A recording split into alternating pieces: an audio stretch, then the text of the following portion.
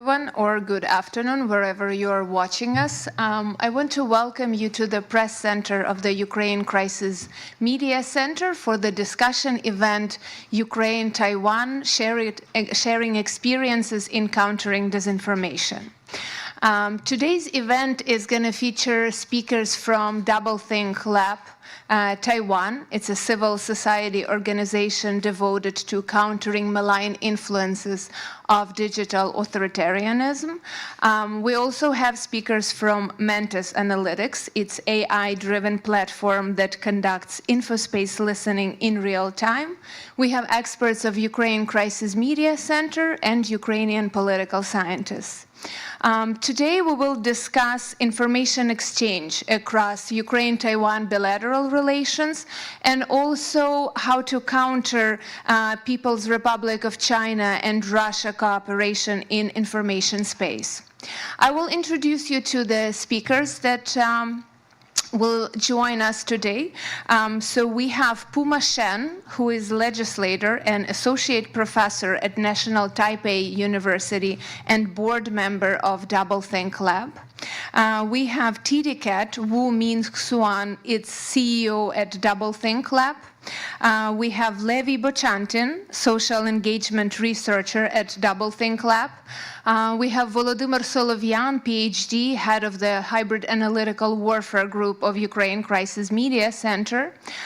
We have Anton Tarasyuk, who is co-founder and expertise lead at Mantis Analytics. Yurii Poita, visiting research fellow at the Institute for National Defense and Security and also research European-China policy fellow at MERICS. We also were supposed to have Mykola Kniazhytskyi, who is MP and chair of the Subcommittee on Cultural Policy in the Committee of the Verkhovna Rada of Ukraine for Humanitarian and Information Policy, but unfortunately due to health issues he will be unable to join us today. So to start this event, I would like to give the floor for that introductory word and maybe a small overview of activities of Doublethink Lab. I want to welcome Ttcat. Hi, everyone. Thank you so much for having us here today. It's my great honor to do this opening. First, I want to thank for everybody who joined this event and also my team and Mantis and the Ukrainian Crisis Media Center to host this event. Ever since the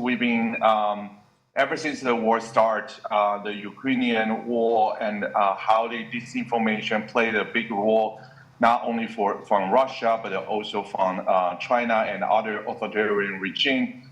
It has been our main focus since the war started. Personally, I want to say that what happened in the Ukraine is actually occupied our attention for many, many days. Not only from the beginning that we see how China state media and the Weibo influencers replicating those Russia talking points to the Chinese information space. But also last summer, when we visited Kyiv, we compared a lot of a research note with the Ukrainian civil society. There is a lot of comments and similarity that we have very much convinced that our adversary, those authoritarian governments, are actually learning from each other. So it's essential for us as a democratic coalition in the world to more proactively to working together and form a partnership and find a way to counter this authoritarian influence around the world. So today, this research from both sides, with our Ukrainian partner, I'm sure it's just the beginning of our long-term collaboration and the partnership in the future. And I want to again emphasize that we are very happy this report got out and very looking forward for today's conversation. And I hope everybody has has much to learn from this event and we're looking forward to the conversation later. Thank you very much, Ttcat. It's an honor to cooperate and have this event together with Doublethink Lab. And to begin the actual discussion today, I will introduce you to Levi Bochantin, and he will speak about how Russian Telegram framed Taiwan's election to deny the island its sovereignty. It will be based on the article published recently at The Diplomat. Levi, the floor is yours. Great. Hello, everyone. Actually, should I share my screen here to my presentation? Oh, there it is. Okay. So, yeah, as mentioned, I recently wrote a report here at Doublethink on how Russian Telegram framed Taiwan's elections and ultimately its sovereignty. You can go to the next slide.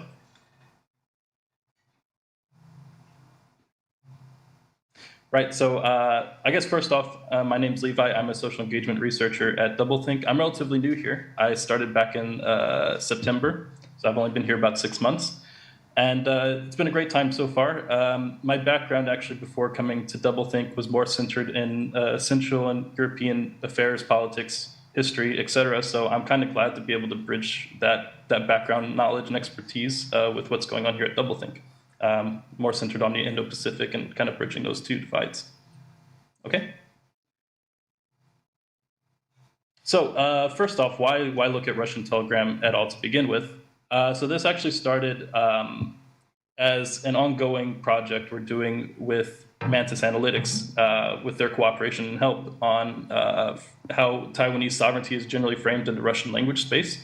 They provided an amazing database that they used for one of their reports that they gave us. And I started going through that database and identifying some accounts of interest. And as the Taiwanese elections kind of rolled on in mid-January, I decided to see, hey, what are these accounts saying? You know, what kind of messages are they spreading? And I noticed some very interesting things among several of the high-profile accounts. So I wanted to kind of generally share my observations about what's going on Russian Telegram space regarding Taiwan and the elections. So, as I have here, there's not a whole lot of focus given to Chinese and English social media commentary on Taiwan, or there is a lot of focus given on Chinese and English social media commentary on Taiwan, but not so much on the Russian space. And that's important because pro-Kremlin Russian influencers and users have not stayed silent. They have definitely been spreading messages, and it's important to see what kind of propaganda narratives are circling in Russian social media space regarding Taiwan. You can go to the next slide. So my methodology was admittedly not very rigorous. I kind of just wanted to do a quick thematic analysis on some of these users and posts I saw. So I coded about 15 Telegram posts, including a few memes that spread around as well, pertaining to Taiwanese elections. And I identified three key themes.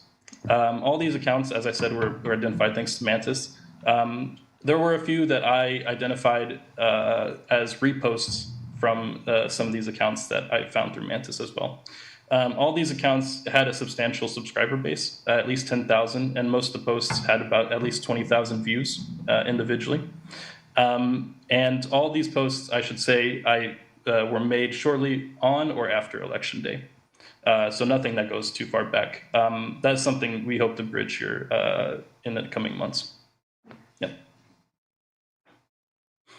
So some limitations, as I said, this is very preliminary and not very rigorous, and I only identified a handful of accounts. And also my Russian skills are not amazing. I probably have an intermediate understanding of Russian. I can skim through a post and tell if it's relevant, or I can identify keywords. But otherwise, if I want to understand the full message, I usually had to resort to machine translation. So if you do notice something that I maybe mistranslate or it says something different based on the post here, feel free to mention it to me privately by my email, whichever works. I always want to, know if I make any errors. Yeah, you can go to next. Okay, so to start off, the first key thing that I noticed throughout these posts was this narrative of the Americans versus the Chinese. If you're not familiar with Taiwan's political landscape, this election, there were actually three big parties, but the two old old guard parties, I should say, are the Democratic Progressive Party and the Kuomintang, the KMT. And the DPP has been in power more or less for the last 8 years, and the KMT has been opposition. And the DPP is generally lines more pro-West, pro-American, whereas the KMT kind of stresses closer cooperation and ties to China. So what you saw in some of these posts were just straight out labeling the DPP as either Americans or KMT as Chinese, and this third party sometimes as populist, something like that. So one example I have here is, you might know him if you are familiar with Russian media space, but this guy called Nikolai Vavilov. He is a frequent commentator on Russian state media, Russian outlets. He's a self-proclaimed China expert. The first image there is him on state channel Russia 1, and he also has a YouTube channel with over 200,000 subscribers. So he also often reposts some of his news segments on that channel. Yeah, go to the next slide. So here are two examples of posts. If you can see them well, I'm not sure, they're a bit fuzzy on my screen. But anyway, I can read some of the things out that I have here.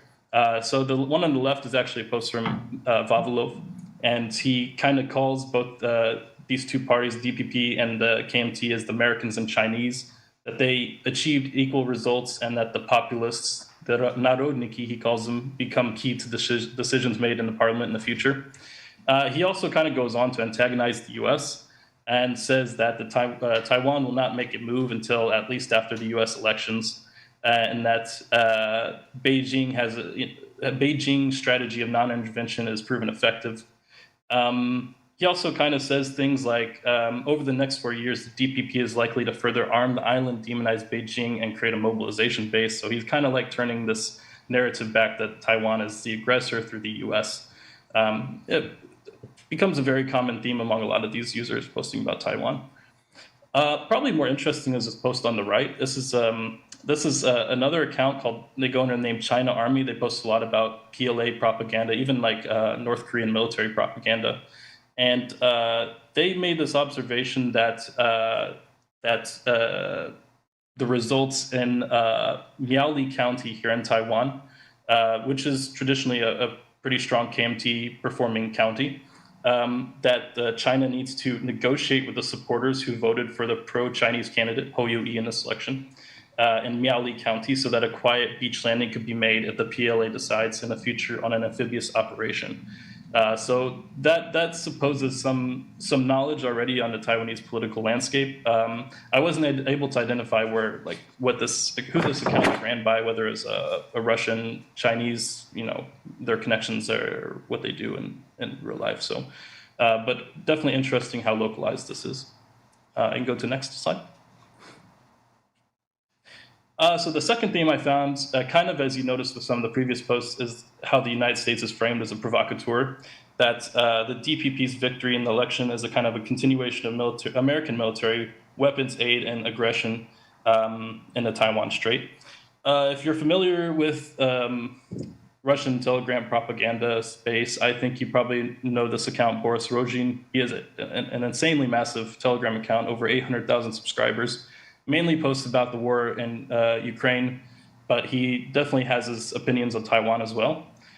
So this post is kind of an example here that he states that the DPP's win in the presidency is an indication that U.S. maintains control over the trigger mechanism for war in Taiwan and can be activated at a convenient moment for the U.S., following the same pattern as the war in Ukraine. So he loops it back to U.S. being involved in Russia's war in Ukraine, which is obviously, baseless.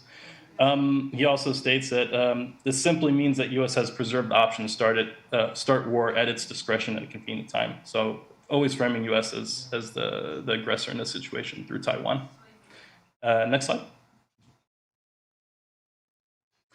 Here are some memes that kind of go along with this. The one on the right is, you can see a panda and Uncle Sam holding two puppets behind the curtain there. And the caption reads something along the lines of, the last Taiwanese election, Uncle Sam pulled the strings better. kind of framing this election as not between, not a Taiwanese affair, but rather a competition between two competing superpowers. The one on the left is a mock newspaper, story from not the New York Times saying the CIA won the Taiwanese election. It also mentions how the DPP candidate Lai Ching-te won, through only having 40% of the votes. So that kind of ties in here to this next point, this third key theme. You can go to the next slide. So this third theme was how actually a lot of these users were kind of questioning Taiwan's democratic elections. And what they did was, like I mentioned here, is they kind of honed in on this 40% election win by Lai Ching-te, which, if you don't know about Taiwan's presidential elections, there's only one presidential election happened this time in mid-January. And the candidate that wins the plurality of votes wins. There's no second round voting. There's no runoff voting.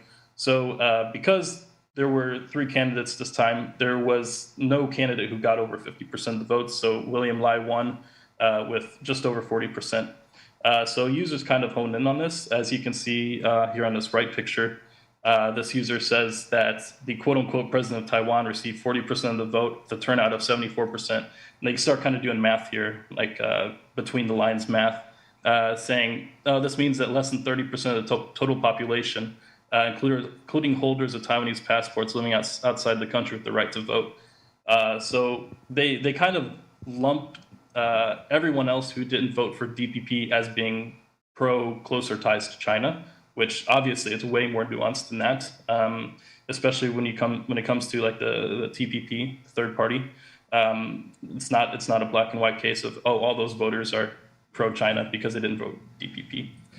Okay, next slide. This was a very interesting case, a very interesting post. This is the same user actually, and they posted this narrative that was going around on election day here in Taiwan. This kind of scandal incident that happened regarding voters stuck in Taipei who wanted to go back to Kinmen Island, which is a Taiwanese controlled island off the coast of Xiamen, China. And there were about 80 to 100 of residents of Kinmen who were planning to go back, and they were unable to go back because they thought that there's going to be a military plane that was going to provide a free flight back to the island for them to vote. There's some miscommunication between like the aviation department and the military that ultimately like this flight couldn't happen. I think like some army members had to take off to vote as well, and they couldn't have the staff to actually provide the flight. But they reposted a video from a Taiwanese media outlet showing outraged Kinmen voters and stuck in Taipei wanting to vote but can't. They actually, it's like a minute-long video segment, and they have people speaking in Mandarin, and they don't bother translating anything in the video in the post. They just kind of harp on like how democratic Taiwan simply resolved this issue by cutting off flights to the island, and that democratic methods of influencing the results are such a thing. So yeah, this is very. I could not find another post like this that was spreading this message. But this account is also posted on like some other conspiracies that were going on earlier in the election cycle. They were talking about this egg shortage incident conspiracy that was going around a few months before the election. They posted that back in like September or October or so. So this is definitely an account that probably needs to be looked at and scrutinized a bit more. Yeah, you can continue.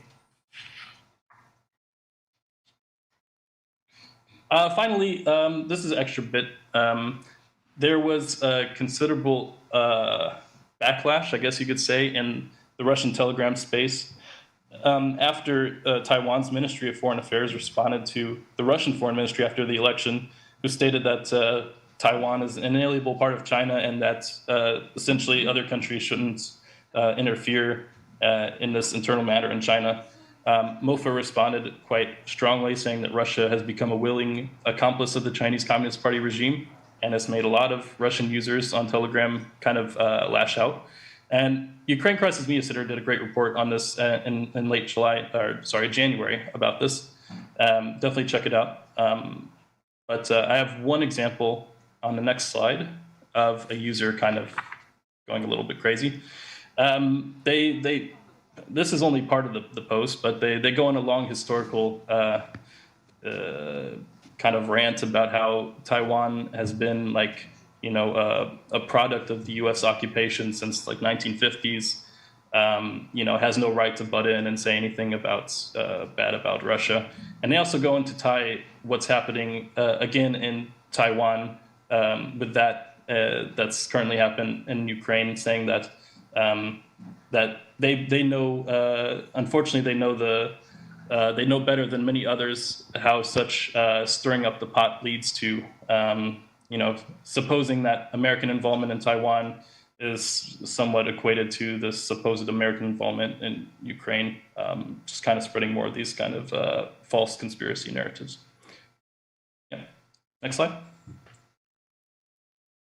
Right. So these are kind of some concluding thoughts.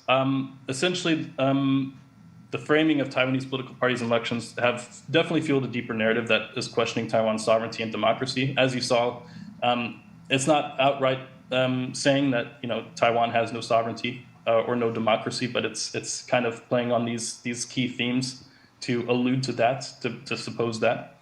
Also, Taiwan is framed as a pawn between two superpowers. So in the event that, you know, Taiwan's framed as having two parties that are either American or Chinese, well, we're not talking about whether, you know, we have 2 or 3 Taiwanese parties. We're talking about, you know, they're Americans and Chinese. So it's kind of stripping Taiwanese of their own political sovereignty there. Also, as I mentioned a few times, Ukraine is definitely a point of comparison. In this case, the users conflate the U.S.'s supposed role in starting the war in Ukraine with potentially starting a war in Taiwan Strait. So U.S. is, you know, made to be the aggressor, the punching bag here. And personally, I think as the war in Ukraine drags on, Putin is definitely going to seek further validation from China, going to seek more support for his actions in Ukraine. And I can only imagine that antagonism against Taiwan is going to ramp up in the Russian Telegram space. Definitely, it's something I think we need to keep more of an eye on in the coming years. Yeah. And I think that's about it.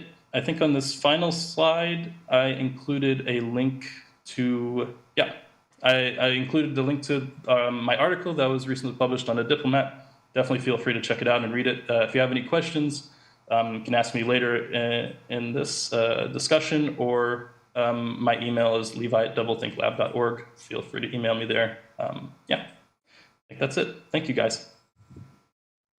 Thank you very much, Levi, for this very informative presentation. There's been a heated discussion in the Ukrainian society about further using the Russian messenger Telegram, so it definitely provides this wider context and fresh perspective for us Ukrainians to further communicate on Telegram. And next, I want to welcome Anton Tarasyuk, who will present us the Doublethink and Mantis Analytics common researches. Anton, the floor is yours. Yeah, guys, thank you. Should I share my screen, or will it be done on your screen? If you can share your screen. I can share it right now. Okay, 1 second. Do you see anything right now? No. Okay. I see your screen, Anton. Okay. Okay, now we see. Okay. Once and the slides are changing, right? Do you see the changes or not? Right now, yes. Yes. Okay, cool. Then it works. So basically, I will briefly sketch you what we do. So basically, you understand from what perspective we come. Then I will shed some light on our latest researches and some Taiwan connections which are found there. Then we will go into more detail about Russia's framing of Taiwan. This is the part we conduct with Doublethink, and then some conclusions, just preliminary conclusions. So basically, what is okay.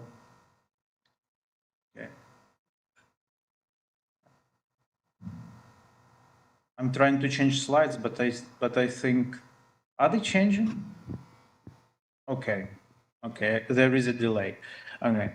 Okay. So basically, let us start with what is Mantis Analytics. It is an AI-driven platform that conducts information and space listening in real time.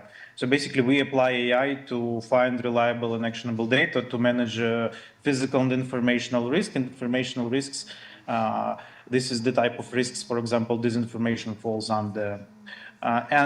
We started as a volunteer team in February 2022. So basically, at the time, we just wanted to help some governmental institutions, and our first natural partner at the time was the National Security and Defense Council, to whom we helped to monitor Russia's informational activities and to help empower them with AI to find propaganda, disinformation, and hostile informational campaigning. Right now, we work with a bunch of organizations. I've listed some of the think tanks and governmental institutions here. I won't stop on it, just for you to understand the background, that we started as volunteers, and right now it is a fully grown startup. And like the idea behind it is to create a platform for complex risk management, which will involve managing informational risks and managing physical risks. So basically analyzing historical trends and narratives and operational awareness and asset protection. So, but that's just a background story for us. Recently, we conducted research focused on US biolabs in Ukraine informational campaign. So basically, we analyzed mostly Telegram, starting from February 2022. We analyzed nearly 100,000 content pieces because it was a pretty active campaign in there.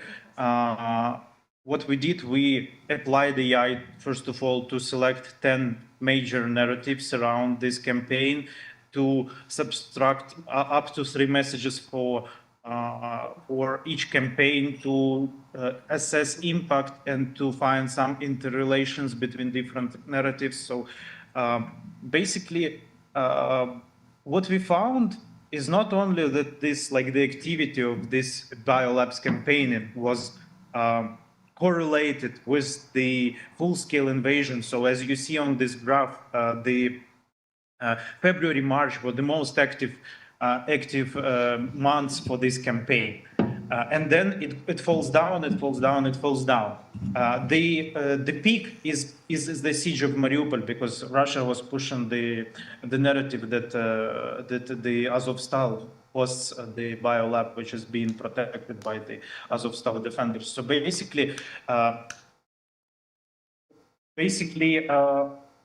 as guys from Doublethink conducted a parallel analysis on it and focused on Chinese internet, we saw that, and I advise you to read this research. I guess Tim is with us on the call, so Tim, shout out to you. This is a great research, which basically provides a good hint on how this campaigning could work, because biolab stuff doesn't work for Ukrainian people, right? Everyone understands that it is at least manipulative, and at its best is just a pure disinformation. But as we see from the research Doublethink guys provided, is that it is pretty popular in Chinese internet and probably in other parts of the world. And right now, as we also started to notice from the research the other think tanks are conducting, the narrative about Taiwan hosting American US biolabs is being pushed by probably China-related campaigners. So basically, here is the screenshot of the headline and opening text of article presented as report mentioning the document with the secret government meeting about the hosting of biological warfare laboratory in Taiwan, which was which was labeled as disinformation activity by researchers. And basically, my conclusion from here is simple, and I know that you guys understand it well, but we should state it one more time. There are parallels between what is being pushed against Ukraine and Taiwan. And now let's jump into these parallels a bit more. So basically, how Russia frames Taiwan. This is the parallel stuff. So parallels between Taiwan and Ukraine became kind of cliche, but there are also some of the more deep. This is not only like high-level parallels. There are some things that we can notice. Both China and Russia rely heavily on modern informational technologies. There is a good concept Sergei Guriev and Daniel Treisman, the two economists, introduced, which is called like spin dictatorship, which they define as a strange mix of repression, ideology, modern stagecraft, and cutting-edge informational technology. I guess both China and Russia fall under this concept, with some, of course, differences. But basically, this is the framework with which we can look into these states. Probably Russia is like falling towards not just spin dictatorship, but like a full-blown dictatorship right now. But basically, this is the concept that applies to this state. And Russia and China started to coordinate their media activities. So this is not just some kind of like speculations. There are some examples, like there was an agreement on exchange of news and social content in 2021. There were translation of Xi Jinping's favorite classical quotes on Russia state-owned propaganda channels, and Russian propaganda, as you saw with biolabs, for example, is being circulating on Chinese media, like biolabs, NATO as an enemy portrayal, and so on. So these are just three examples. I know that there are a lot more, but this is basically to state that this is not a speculation, and some coordination is being conducted. So, and Taiwan case here could be a good test case to understand how these things are coordinated, because Russians like generally do not care much about Taiwan. So basically, and they do not have like much analytical capabilities, I guess, to go deeply into this stuff. And as Levi provided information, there are lots of like so-called China or Taiwan experts who just repeat talking points. But where do they get these talking points? So basically, we with Doublethink Lab, we asked just a super simple question: what are the top 10 narratives about Taiwan that are disseminated in Russian digital space? And we used a big data approach. So basically, we found everything related to Taiwan and sovereignty concepts together for almost a year. We found nearly 8,000 content pieces from Telegram. Then we applied our LLMs to it to classify and to extract. Okay, right? While I'm trying to switch the slides. Okay, there is a delay probably. To classify and to extract narratives.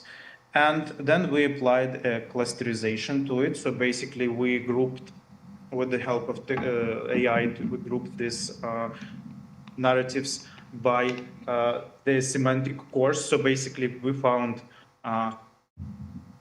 nearly 20-30 clusters, and then we selected top 10 of them.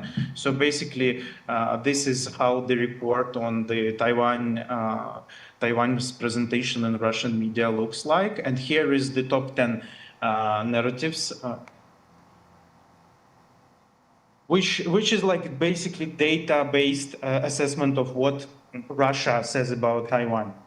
And what you can notice here, and I will just go to the conclusion here. Okay, so official Russian media are very cautious with respect to so-called Taiwan question.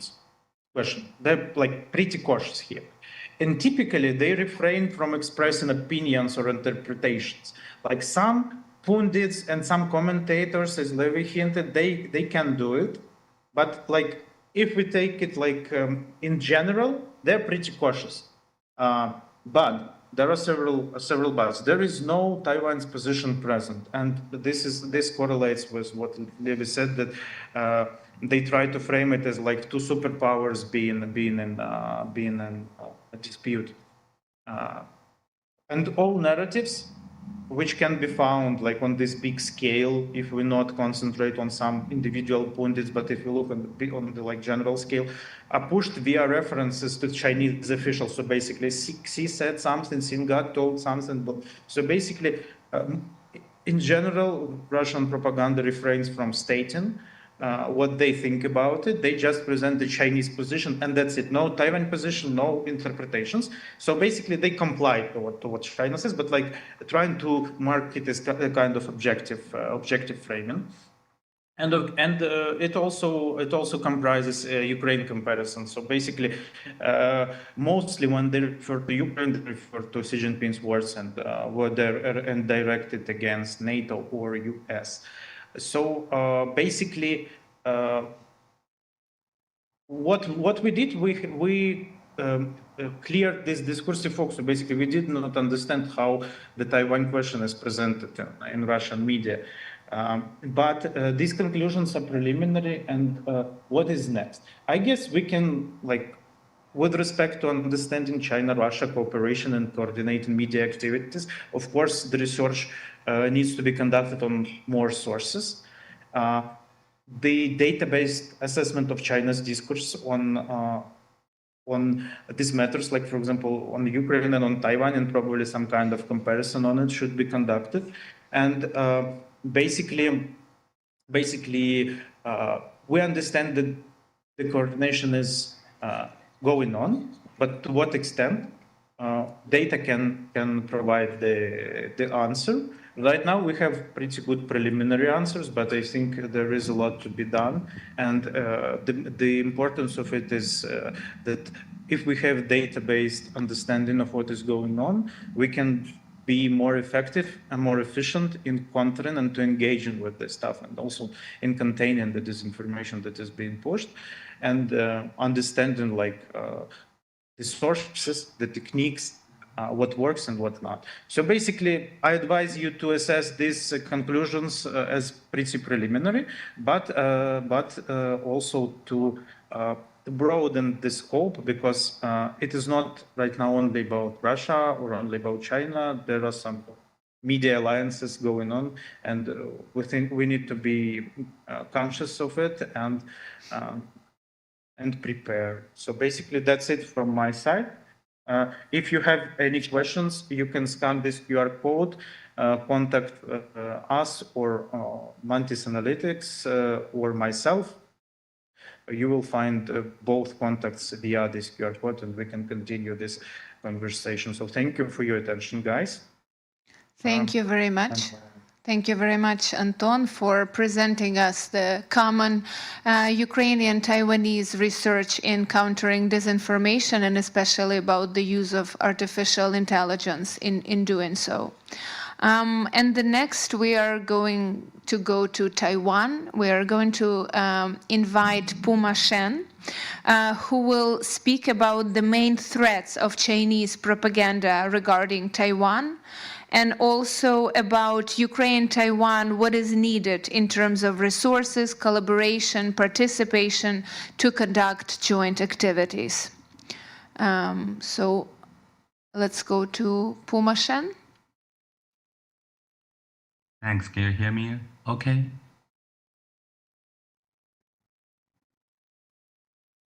Just give us 1 second. We can't really see you. Okay. Maybe there's a lag. So can you hear me right now? No, we can hear you. It's just we're seeing Anton on the. Oh, maybe, yeah, maybe the screen's freezing. Let me check. I can Okay, see now we myself. see you. Yeah. Okay. Okay, I'll start real quick. I'm not using the PowerPoint today, and I guess I think I'll leave more time for Q&A. But first, I just want to introduce the scenario.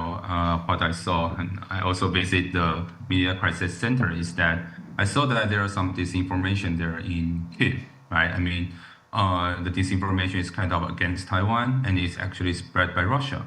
And at that time when I visited last year, there was only like 3 Taiwanese people there in Kyiv. So it means that Russia, chose like a battlefield that no one would counter the disinformation or the fake news over there. So only 3 Taiwanese is impossible for us to debunk any fake news against us. And so same thing happened here in Taiwan is that we got tons of disinformation against Ukraine, and there's actually spread by China. But there's not enough Ukrainian here in Taiwan. So we just let all this, rumors spread. There's no interest group. They do not have the power to attract the public attention. So eventually, lots of disinformation spread by China against Ukraine has been consumed a lot by Taiwanese people, and which goes to like anti-US, anti-NATO sentiment. So I think China and Russia, they're really good at choosing the right battlefield. Choosing the right direction and thinking that if we do not collaborate with each other and something would happen because we will be killed like one by one. So I think it has been discussed for such a long time saying that the civil society should collaborate together. But even like last year when I visited there, there's no official platform initiated by the government, definitely. So what should be think of here is that there should be maybe a platform from civil society, and there should be some funding for that, because without any funding, people are just like voluntarily, trying to collaborate with each other. It won't last long. So you need like resources, you need personnel, you need the infrastructure, you need like some sort of international support to really have that kind of platform to be operated. So I think that's very crucial right now, especially for Taiwanese and Ukrainian.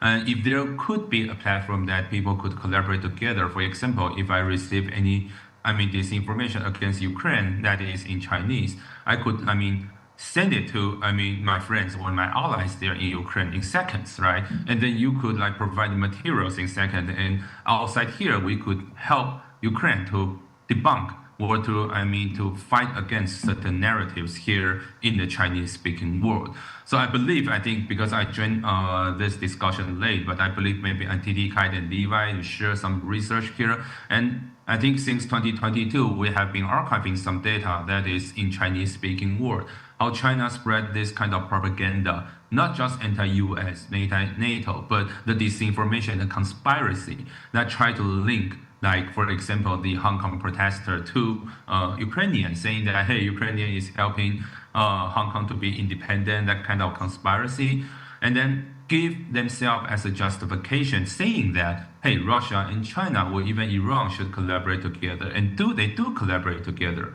According to one of my study, I think it's like 4 months ago, we actually got some evidence and see that the North Korean hackers, the Russia cyber army, and also Chinese, fake accounts, they all collaborate together to spread certain narratives, including some disinformation against Japan, against India, and definitely against the US. So I think that's the thing that we should be aware of, and that kind of system should be developed soon. And I know that, especially from Ukrainian government, it's quite sensitive to say that, hey, we want to do something with Taiwan, because it could be a sensitive, right? You already have like one enemy right now. You just do not want to bring another in. But I think from civil society, it won't be a real issue. So that's an initiative. I really hope that could be developed, and lots of international support could come in, because it's not just Ukraine. I think all of the allies, all of the countries should fight this war together. And that's how democracy could unite.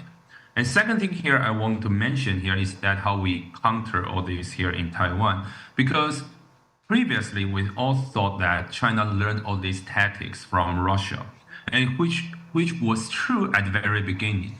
But I have to say that China sometimes utilizes different tactics, comparing to Russia. So Russia tactics is much more centralized and with maybe a limited budget. But China has quite a limited budget on this kind of information warfare or psychological warfare. And there are like so many departments there in China that are capable of spreading disinformation. So just to list some of them, first, the military, the PLA, the Chinese Liberation Army, they actually have the team that spread this information all over the world. And let me just give you a number from Google. From last year, Google tried to remove all these Chinese state-operated channels on YouTube. From January to September, they removed 58,000 of them. So daily, they removed 200 channels from China. So it's not 200 videos, it's 200 channels from China. That's according to YouTube reports. So I mean, that's the capability from maybe the PLA, and that's something needs to be aware of. Second is that there are so many hackers that really, I mean, actually belongs to the and actually work for the PLA and the Ministry of State Security. So right now, the rough number is that there are like 100,000 hackers that actually work, I mean, within the Chinese government, but actually with very low salary. So that's their capability to spread this information, to also using hacker activities to gather some leaked documents and make sure that these documents could be fabricated, manipulated when they want to spread any disinformation locally or even to the international community. So to really dig into what the army, the PLA, and the Ministry of State Security could be quite crucial when you want to counter the Chinese disinformation. But third, they also have the United Front work that is capable of spread disinformation not online, but offline within our society through the gangsters, through the religious group. They have such a capability of doing this and maybe much better than doing it just online, because they have been developing this kind of tactics since I would say maybe 1970s and 1980s. So that's another issue that we need to face, is the United Front work system. And especially with this United Front work system, they're good at approaching the gangster all over the world. And at the very beginning, gangster only work as a hub for doing some money laundering and maybe try to reach some maybe religious group locally. But it's just United Front work network. It was not a big deal at the very beginning. But right now, it has been a little bit different. So last year, when we tried to spot some disinformation spread from China, actually on Reddit, I mean, the social media is a little bit like a social media platform also there in the US. And then we found out that the mobile signal that tried to spread all this disinformation is actually based here in Taipei, which is very strange because all these like videos and posts, they're all like super pro-China. I mean, aligned with Chinese propaganda. And we just found out that actually there are like the gangster here that has been approached by China. They purchased like 500, SIM card, and try to use their computer to emulate the Android system and then spread Chinese propaganda all over the world. So they're just not, for all these gangsters, they're not just, working on money laundering or Bitcoin or any like maybe some gray area. They're capable right now to use the evaluation system developed by China and actually work as the cyber army. So if everyone knows that what happened in Hong Kong, 4 years ago in 2019, there are lots, Hong Kong protesters bid, but not by the police, not by the PLA, but by the gangster. So gangster or the mafia is very important in the Chinese information operation. They play such a significant role, not just in the money flow, but they're also capable of operating content from. Also develop fake accounts. We're purchasing all these fake accounts using the China system to actually spread this information. So that's the third thing that I want to mention. And fourth, we also need to pay a little bit attention on the state-owned enterprise there in China.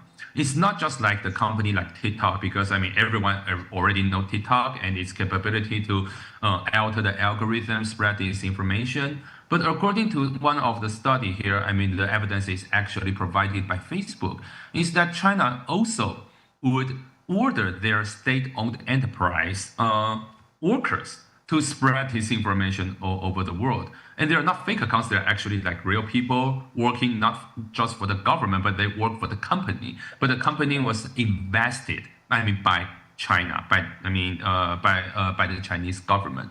So these state-owned enterprises, they're all over the world.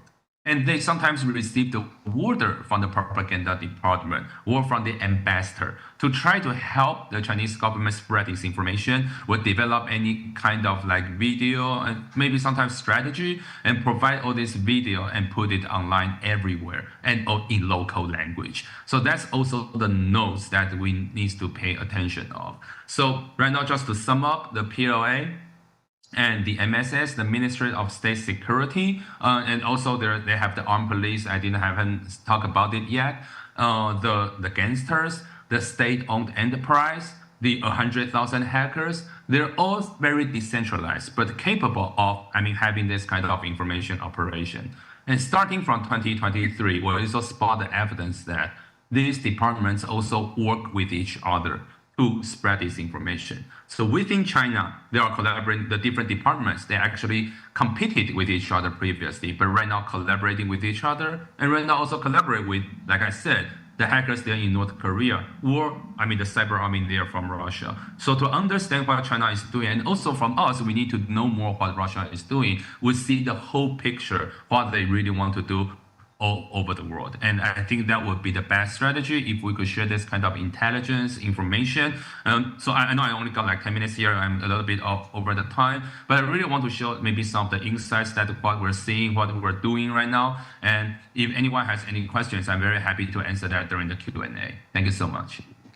Thank you very much, Puma. Thank you for sharing the experience of spreading Chinese propaganda regarding Taiwan. We definitely drew some parallels of spreading Russian propaganda regarding Ukraine. We will definitely have questions for you after the other speakers. So next, we are going to invite Yurii Poita, who will tell us about how China and Kremlin disinformation actors work together, and also how can Taiwan and Ukraine learn from each other in terms of countering propaganda. Yurii, welcome. Hello, everyone. Thank you very much for inviting me. It's an honor to take part in this discussion. I want to say that I am happy to see my Taiwanese, European, Ukrainian old friends and new friends and colleagues. Secondly, what I want to say is that as a Ukrainian working already more than 1 year in Taiwan, sometimes I'm focusing also on this issue on Chinese, Russian disinformation, propaganda, manipulation, etc.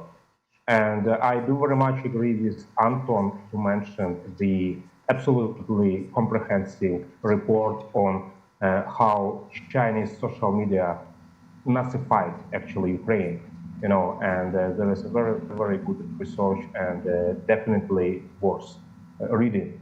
As a Ukrainian here, and what just Puma said, that there is few capacity of Ukrainian NGOs,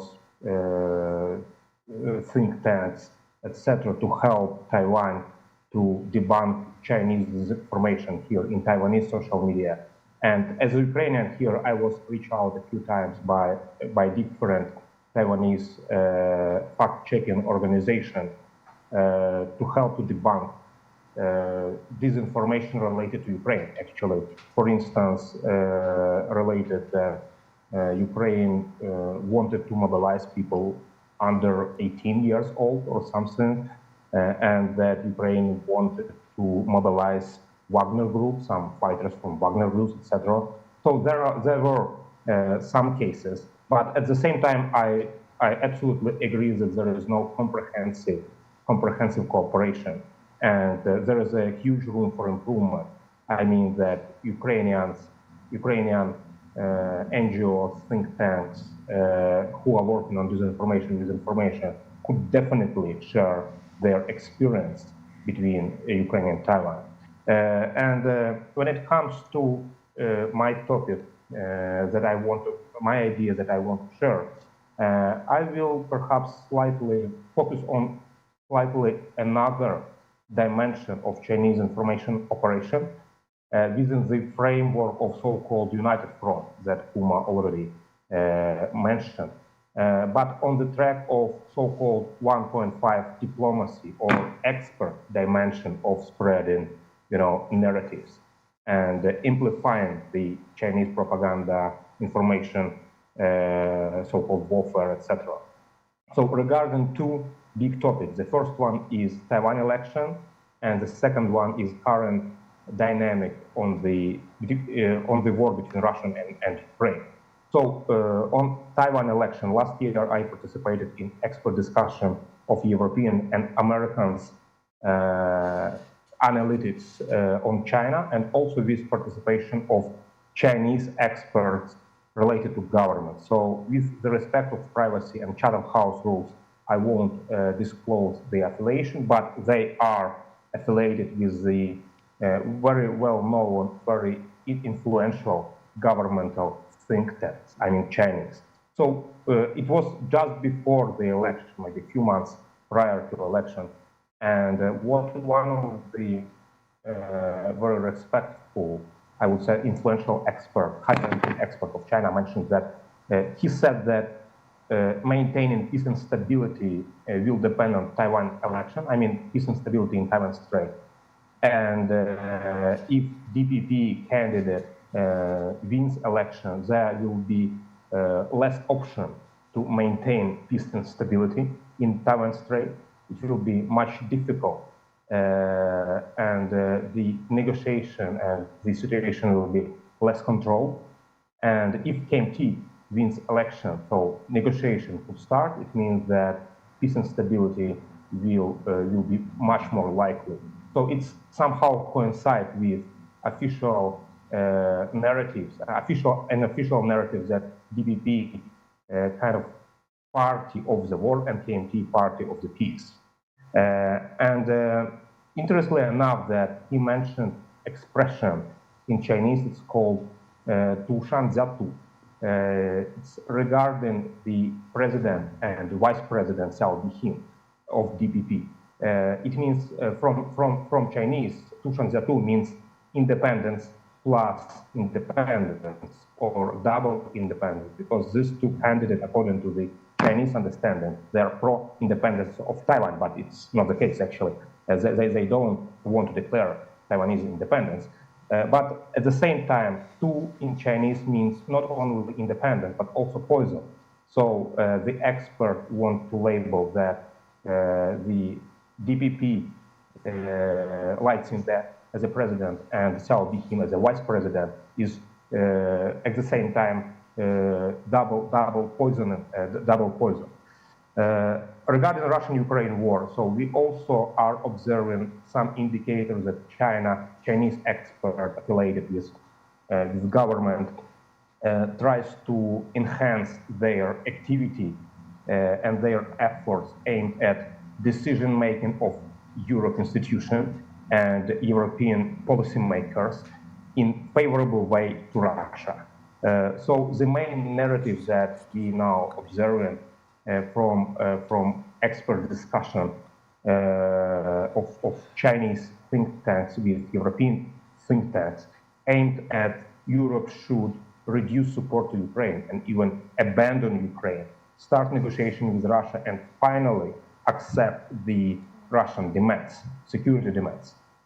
They say that security architecture in Europe failed, so it means that if Europe continues to support Ukraine, there is impossible to create a stable security architecture.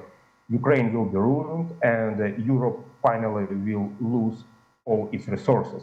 It means that according to the Chinese information campaign via this expert negotiation, expert discussion, it means that key to the peace is following Chinese global security initiative. It means that Europe, Ukraine, US, West should accept Russian demands. And Ukraine issue, and another interesting point here, that Ukraine issue is not global. They said that Ukraine issue even is not regional, and this war is not regional. It means that this issue just between Ukraine and Russia, and Europe, NATO shouldn't get involved into this. And from my point of view, it is somehow kind of parallel with Taiwan, that Taiwan issue is Chinese internal issue, and other parties shouldn't get involved into this. According to Chinese expert, Russia doesn't have any intentions to invade NATO. So it means that if NATO stays outside of Ukraine, it means that relation between NATO and Russia will improve finally. But if NATO gets involved, it will be nuclear exchange. It will be nuclear war in Europe. And also here is interesting here that it is the enhancing of Chinese nuclear blackmail, Russian nuclear blackmail, intimidation, to make some concession. So I will stop here, and I'm happy to answer your question. Thank you. Thank you very much, Yurii. Thank you very much for choosing this very interesting topic for this event. And wrapping up the main part of our discussion, I will give the floor to Volodymyr Solovian, who is going to talk about similarities between China and Kremlin propaganda tactics. Thanks, Miroslava, so much. And I'd like first to bring some insights and some findings that were followed in our article, which was prepared by Hybrid Warfare Analytical Group just months ago. It is titled Taiwan, How an Island Democracy Resists the Propaganda Onslaught of Beijing and Moscow. So we found many similarities between Russian and Chinese propaganda attempts and techniques. At first, it is spread of critical messages in the informational space of the target audiences, and this is very actual for Ukraine and Taiwan both. Then it is an issue of involvement of local online influencers and bloggers. And this is a crucial issue for Ukraine, given that, for example, the Ttcat close to Putin owned 3 new news TV channels in Ukraine before the war, and that reflects the situation in Taiwan when China-friendly Ttcat owns a news channel CTI, and that was also the challenge for Taiwan to ban this TV channel. And even after that, all these activities go to YouTube and other social networks, where it is much more hard to find out the real propaganda attempts and to deal with that. And if we talk about Ukrainian experience, even after the large-scale war, now we're witnessing that the network of pro-Russian bloggers, pro-Russian speakers and experts that were voicing Russian narratives in this news TV news channels, they are now returning into the YouTube format. And today we're witnessing that about 6 and up to 10 YouTube channels with big audience in Ukraine is active, and all these experts on a daily basis comment on developments regarding war in Ukraine. Obviously, they are so-called pro-Ukrainian, but anyway, they try to put some notes that Ukraine cannot win the war and the West betrayed us, and so on. And if we analyze the audience of these YouTube channels, we may notice that there are about 500,000 or 1 million subscribers per each YouTube channel. But if we look at the actual viewers of each video, there are just up to 100 or maybe several thousand That means that these channels and a pro-Russian network is activated in Ukraine on a third year of the large-scale war, and they are also using bots and other techniques that are quite relevant not only in Ukraine but globally and in Taiwan as well. Also, I'd like to mention the technique of deepfake, which was imposed by Russians mainly after the large-scale war. But anyway, this idea of using technologies, deepfakes, especially in the political sphere, is a long-standing idea of Russian political scientists, and even in Russian literature, new literature, for example, Prelepins, this is in Russia and former Soviet Union countries, it's a formidable and well-known author.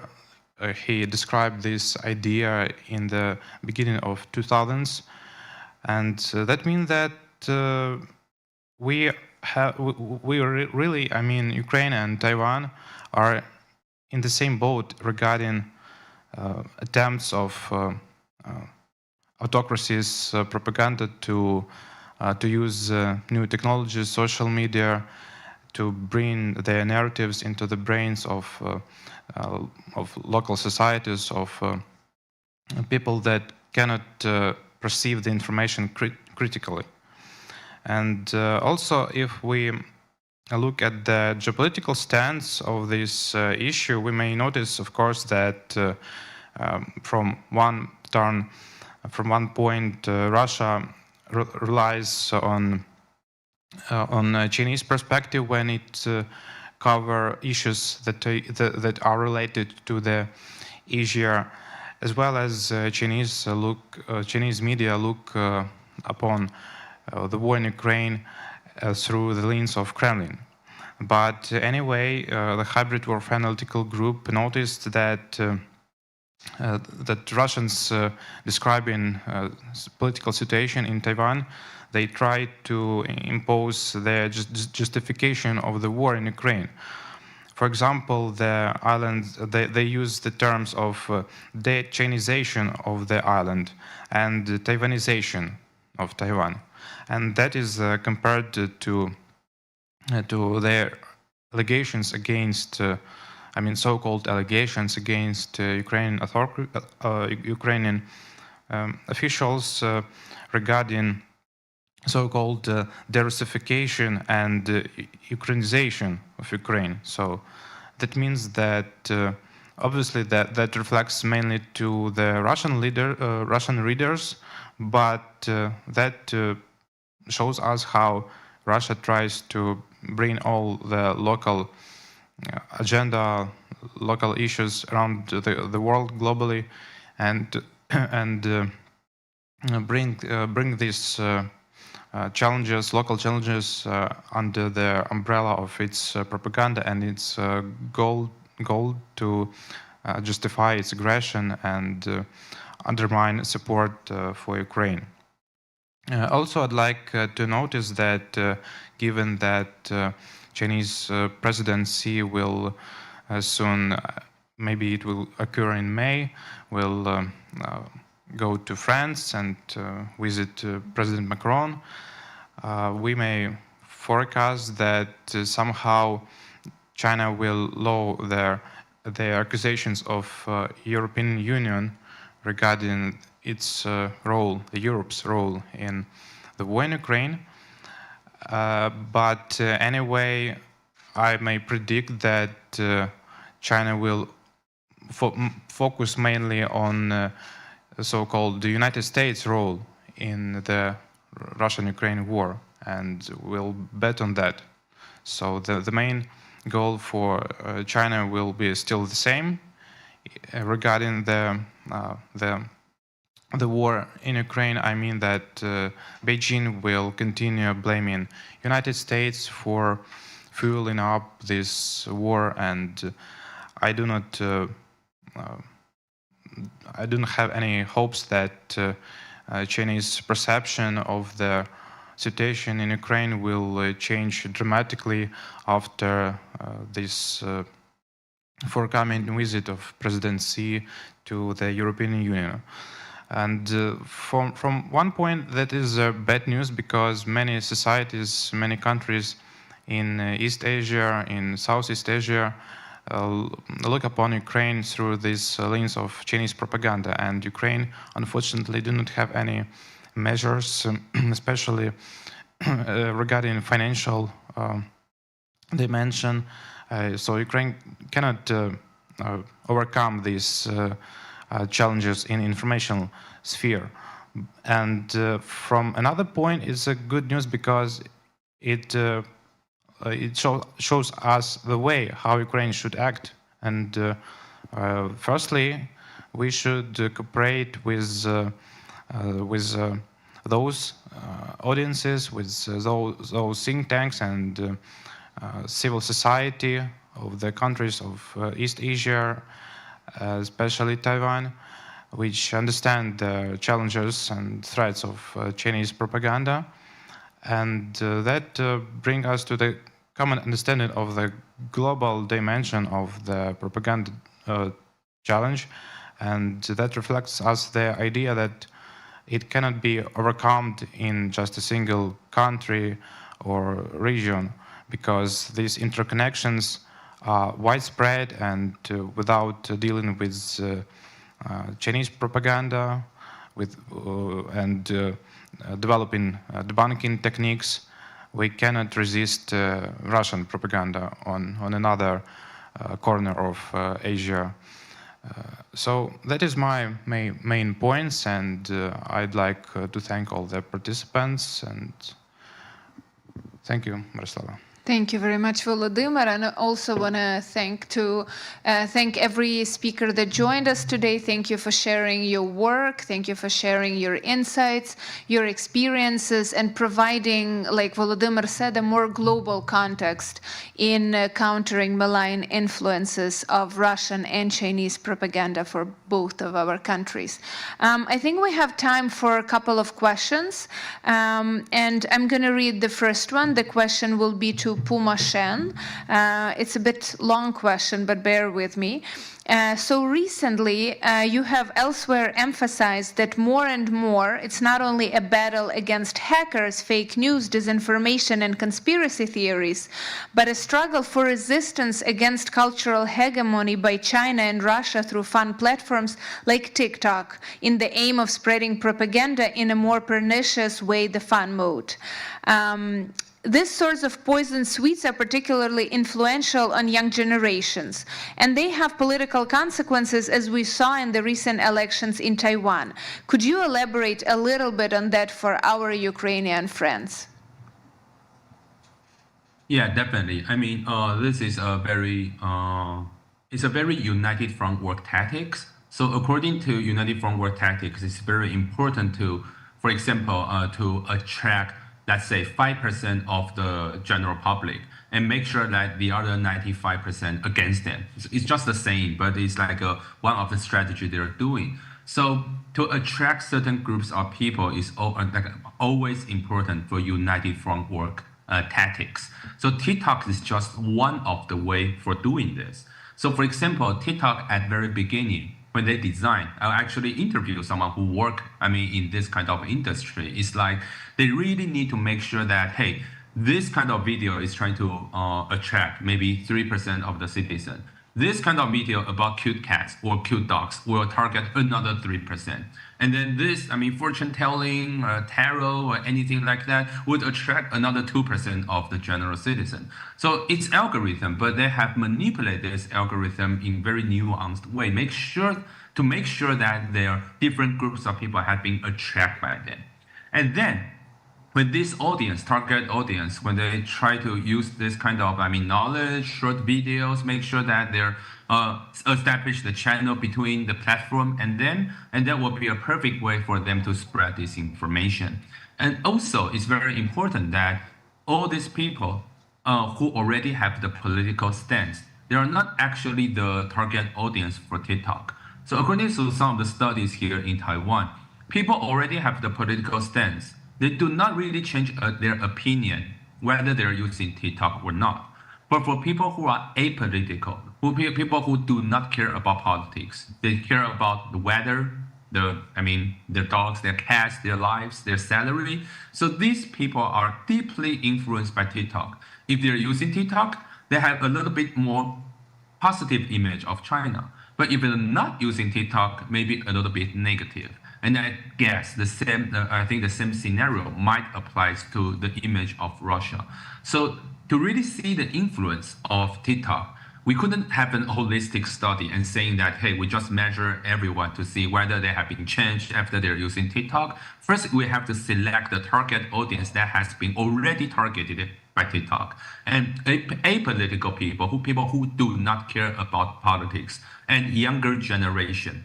These two combined are the very group that the Communist Party always love to target. And doing some tests and then maybe some psychological tests with a survey on them would really see the result, the impacts of TikTok. I think that's a brief answer to that. Thanks. Thank you very much. Thank you. We have another question for all. Authoritarian states have a much easier time with message coordination and discipline, including across Russia and China, as we are hearing. How can civil society organizations and governments across Ukraine and Taiwan also develop common language, narratives, and messaging around the issues we are discussing today?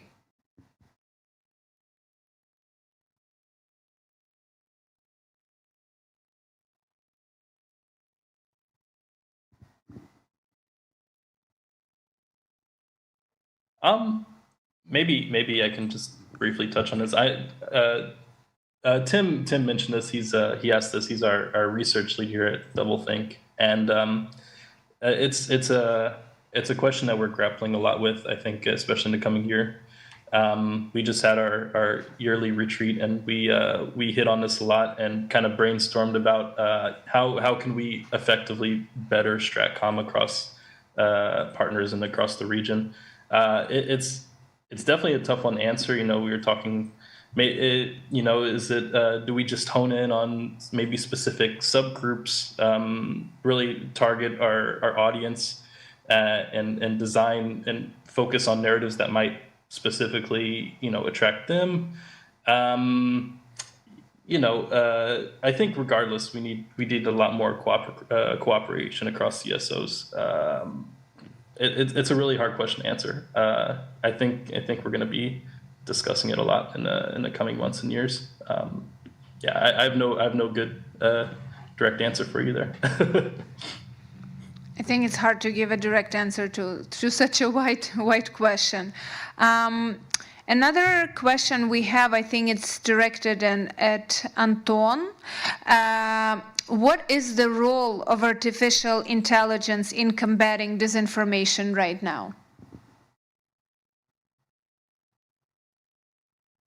Okay, thanks for the question. I guess there could be, generally speaking, two answers to this question, and I will start with a simple one. First of all, it is a pretty general number, but I guess it explains the scale we're talking about. So basically, starting from February 2022, on platforms like Twitter, TikTok, and Instagram, there were nearly 4 million content pieces labeled as disinformation. So basically, one thing AI is a good application tool is, of course, working at scale. Because right now, what we see with respect to Ukrainian fact-checking, for example, organizations and people who work with disinformation, the volumes of things to be analyzed are already transcending the capabilities of human researchers and human strategists and their efforts. So basically, there is no alternative, only using of AI. That's the simple answer, the scale of the problem. The second thing, of course, is a more nuanced one, because you can not only create disinformation content with the help of AI or to analyze it, to spot it, to fight against it, so basically fighting AI with AI. There is also the question of the AI itself and about disinforming AI itself. So basically AI is just, mostly it's the models, and you can disinform AI at the training stage, and now you have a thing that disrupts your, whether civil society or politics or whatever have you. And basically, I guess just strategically, when we speak about disinformation, we should remember these two aspects. First of all, the things you create with AI, like disinforming with AI and fighting disinformation created with AI, using AI. And the second thing is disinforming AI itself, which is like training your models inappropriately, or with the focus of using them to harm people or something like that. And I guess these two things are to be thought through very carefully. That would be my preliminary sketch of the answer. I think we can go into more details, because that's the question which we will face for significant amount of time, since both AI and disinformation are listed. Like, if you saw this, like the Global Risk Report World Economic Forum published recently, both these things are listed among like the top 10 risks for the coming 10 years. So basically, at least for 10 years, we are busy. Thank you very much, Anton. Thank you. And we have time for one last question. It's directed at Puma Shen, from the professor of Volyn National University in Lutsk. She's asking, does Taiwan have legal tools to counter disinformation? If so, which exactly? So we do not have many tools here in Taiwan. So first, like I said, we have like online disinformation and offline disinformation.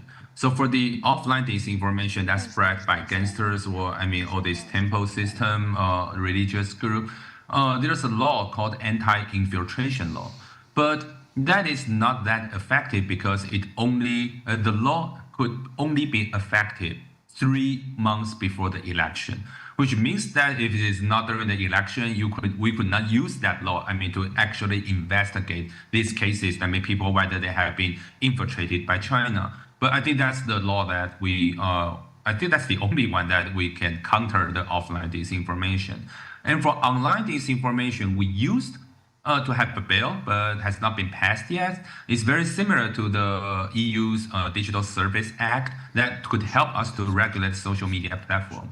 But the opposing party criticized us, saying that, hey, this is going to have some suppress the free speech. So that's why the law has not been passed, and we do not get majority this time. So which means that it is impossible for us to push that kind of Digital Service Act right now here in Taiwan. But I have to say, because even that without the law, to really have some regulation, because the social media platform needs to take responsibility. And if you do not have the law, you could still negotiate with them. For example, like Facebook and Google, YouTube, they could localize here. And then if they have certain program to investigation, they could collaborate with civil society, and you could still get some results. Try to counter this kind of disinformation campaign. But just like I said, if people are using TikTok or WeChat, these are Chinese media platforms. And it's impossible for us to collaborate with them, because they are actually operated by the army. So still, I think we need the regulation or the law that could really impose and let them and make sure that they could not just hand out the algorithm, because it's very difficult, but at least has some transparency, and have the working group that could help us to report any fake accounts, fake channels, and also to have the appealing system to make sure that people has been punished by the social media platform could also negotiate with them. And that would be very crucial. But I think right now our legal framework is not really enough here in Taiwan. Thank you very much. Thank you very much, Puma. And thank you. We've reached the end of our today's event. Thank you, everyone who were watching us online. Thank you to our Taiwanese colleagues. Thank you to our Ukrainian experts. And we're hoping that this event will only give us some more mutual cooperation in countering malign influences of Russian and Chinese propaganda. And we hope that you learned something new today and you became a bit more resilient in distinguishing and understanding the methodology of both Russian and Chinese propaganda. So thank you very much. Stay safe wherever you are, and hopefully to our next events. Thank you.